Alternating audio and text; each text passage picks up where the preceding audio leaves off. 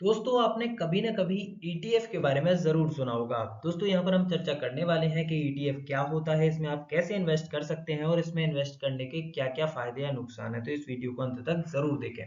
सबसे पहले हम बात करते हैं कि ईटीएफ आखिर होता क्या है। दोस्तों अगर हम फुल फॉर्म की बात करें तो ये होता है एक्सचेंज ट्रेडेड फंड। और दोस्तों ये एक सिक्योरिटीज या जो फंड होता है उसकी एक बास्केट होती है, जिसको हम ईटीएफ बोलते हैं, जिसमें स्टॉक्स की भी हो सकती है, बॉन्ड्स की भी हो सकती है या गोल्ड की भी हो सकती है। दोस्तों ये किसी भी स्टॉक एक्सचेंज पर किसी शेयर की तरह ही ट्रेड होता है। मतलब जैसे आप शेयर को खरीदते बेचते हैं वैसे ही आप इसको भी खरीद बेच सकते हैं। दोस्तों ट्रैक्स एंड इंडेक्स और एसेट, मतलब जो इंडेक्स या एसेट है उसको आप ट्रैक कर सकते हैं ईटीएफ की सहायता से, जैसे निफ्टी 50, एसएनपी या गोल्ड इत्यादि। जो हाउ एन ईटीएफ वर्क, मतलब ये कैसे वर्क करता है वो यहाँ पर बताएंगे। तो जो कंपनीज होती हैं वो funds company creates ETF by holding underlying asset. जो वो एसेट होल्ड करते हैं जो भी कंपनी, वो उसके द्वारा ईटीएफ को क्रिएट करते हैं। नेक्स्ट है ETF unit represent small portion of those asset. जो अगर आपने कोई ईटीएफ खरीदा है तो वो पर्टिकुलर एसेट, जो एसेट का क्रिएट किया गया है उसका कुछ पोर्शन आपके पास है, ऐसा कह सकते हैं हम। नेक्स्ट है यहाँ पर इन्वेस्टर्स बाय और sell unit on stock exchange. जैसे आप किसी शेयर को खरीदते बेचते हैं वैसे ही इसको भी आप कर सकते हैं। और ETF price moves as per the underlying index और एसेट वैल्यू। जैसे कि अगर आपने कोई ईटीएफ खरीदा है तो उसका वैल्यू किस तरीके से बढ़ता घटता है वो यहाँ पर बताया। जैसे अगर आपने इंडेक्स का ईटीएफ खरीदा है तो जैसे जैसे वो इंडेक्स बढ़ेगा या घटेगा उसी तरीके से उसके ईटीएफ की वैल्यू भी वेरी करेगी। ठीक है ना। नेक्स्ट है एग्जाम्पल यहाँ पर बताया गया है। अगर हम यहाँ पर निफ्टी 50 का ईटीएफ को अगर हम कंसीडर करते हैं तो निफ्टी 50, जैसे कि आपको पता है कि 50 कंपनियों का एक कंबाइंड ग्रुप होता है। तो इंक्लूड्स ऑल 50 कंपनीज। तो आपके ईटीएफ में भी वो 50 कंपनी इंक्लूड रहेंगी। इसका मतलब ये नहीं कि उसका वैल्यू बहुत ज़्यादा होगा, बहुत माइनर सा पोर्शन रहता है जो रहता है, तो उसका एक वैल्यू बना दिया जाता है। वो इंडेक्स की वैल्यू जिस तरीके से बढ़ेगी घटेगी वैसे वो वेरी करता है।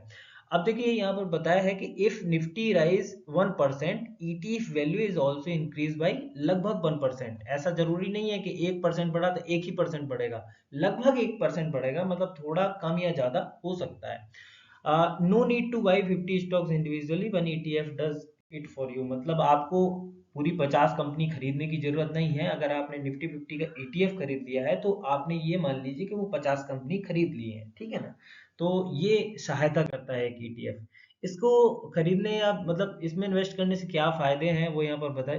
डाइवर्सिफिकेशन हो जाता है। पहले तो आपको 50 कंपनी नहीं खरीदना है, एक ही आपने मान लो ईटीएफ खरीद लिया तो वो 50 कंपनियों में आपका ऑलरेडी इन्वेस्ट हो गया। दूसरा है यहाँ पर लो कॉस्ट। अब देखिए 50 कंपनियां अगर आप खरीदने जाओगे, एक एक स्टॉक भी खरीदोगे, कितना ज्यादा पैसा हो जाएगा। लेकिन यहाँ पर बहुत कम पैसा खर्च करके भी आप उन्हीं 50 कंपनियों को खरीद सकते हैं। मतलब लगभग म्यूचुअल फंड जैसा ही आप मान सकते हैं इसको। इजी ट्रेडिंग, मतलब बाई सेल आप एक किसी शेयर की तरह ही कर सकते हैं। क्वांटिटी फिल कीजिए, बाई और सेल का ऑर्डर लगाइए, वैसे आप कर सकते हैं किसी भी डीमेट अकाउंट से। ट्रांसपेरेंसी भी है इसमें। डेली पोर्टफोलियो डिस्क्लोजर होता है, मतलब जैसे किसी स्टॉक का होता है वैसे ही इसका होता है, तो आपको ट्रांसपेरेंसी भी दिखेगी, सामने ट्रेड हो रहा है दिखेगा। टैक्स एफिशिएंट भी है ये। और यहाँ पर वैरायटी, मतलब वैरायटी भी मिल जाती है। इंडेक्स के भी मिल जाते हैं आपको, जितने भी इंडेक्स हैं, गोल्ड के भी मिल जाते हैं, सेक्टोरियल इंडेक्स हैं तो उनके भी मिल जाते हैं, ग्लोबल ईटीएफ भी मिल जाते हैं, गोल्ड के भी मिलते हैं और कमोडिटीज के भी मिलते हैं। बहुत सारे ईटीएफ आजकल अवेलेबल हैं, आप ले सकते हैं वहां से। नेक्स्ट है रिस्क एंड लिमिटेशंस। अब रिस्क भी जानना आपको जरूरी है बेनिफिट के साथ साथ। तो पहला है मार्केट रिस्क, मतलब अगर मार्केट में फॉल होगा तो इसमें भी डिक्लाइन आएगा, इसमें कोई दो राय नहीं है। लिक्विडिटी रिस्क रहता है। बहुत सारे ईटीएफ हैं कि अभी अवेयरनेस कम है, तो बहुत सारे ईटीएफ में अभी लो ट्रेडिंग वॉल्यूम रहता है। मतलब अगर आपको खरीदना बेचना है तो उसमें मुश्किल होती है क्योंकि उसमें लोग ही कम ट्रेड करते हैं। तो ये एक हो सकता है। लेकिन आजकल तो अच्छा खासा लोगों को पता चल गया है तो करने भी लगे हैं। ट्रैकिंग एरर, रिटर्न में भी slightly differ from the index. अब देखिए ऐसा है कि इंडेक्स अगर 2% बढ़ा है तो जरूरी नहीं कि ये 2% बढ़े, हो सकता है कि ये 1.5% ही बढ़े।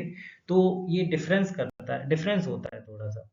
अगर हम समरी की बात करें यहाँ पर, तो यहाँ पर अगर फीचर्स ईटीएफ के बारे में हम बात कर रहे हैं, full form exchange traded fund होता है। ट्रेड लाइक स्टॉक की तरह इसको ट्रेड कर सकते हैं।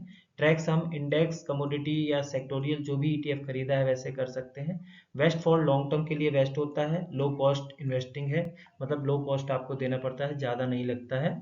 एग्जाम्पल की तरह अगर हम देखें तो निफ्टी का ईटीएफ है, गोल्ड का है, बॉन्ड का है, बहुत सारे हैं मार्केट में, आप पता करेंगे तो आपको मिलेंगे। फाइनल थॉट्स की अगर हम बात करें तो ETF combine the flexibility of stocks with the diversification of mutual fund. तो देखिए यहाँ पर भी म्यूचुअल फंड की तरह ही डाइवर्सिफिकेशन रहता है, तो वो यहाँ पर बताया है। और दूसरा है ideal for the beginner smart investor aiming for the study long term growth. जो लॉन्ग टर्म ग्रोथ देख रहे हैं, बिगनर हैं और स्मार्ट इन्वेस्टर हैं, उनके लिए ETF काफ़ी बढ़िया रह सकता है। और ये हमारा वीडियो था जिसमें ETF के बारे में शॉर्ट इन्फॉर्मेशन आपको दी गई थी। अगर आपको पसंद आई तो इसका डिटेल्ड वीडियो मैं भी आपके लिए बना सकता हूँ, आप हमें कमेंट बॉक्स में लिखकर जरूर बताएं। धन्यवाद।